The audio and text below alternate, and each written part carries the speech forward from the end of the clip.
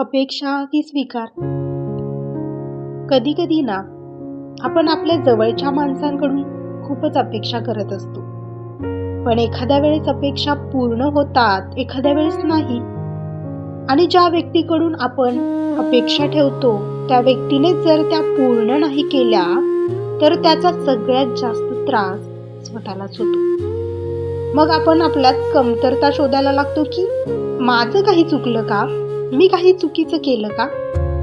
पण प्रत्येक वेळी चूक आपलीच असते असं नाही. समोरची व्यक्ती कदाचित आपल्या अपेक्षा पूर्ण करू शकत नसेल किंवा तिच्या मर्यादा वेगळ्या असतील. म्हणून प्रत्येक वेळेस अपेक्षांचं ओझं स्वतःवर घेऊ नका. कधी कधी स्वीकार करणं हेच मनशांतीकडे टाकलेलं सर्वात मोठं पाऊल असतं.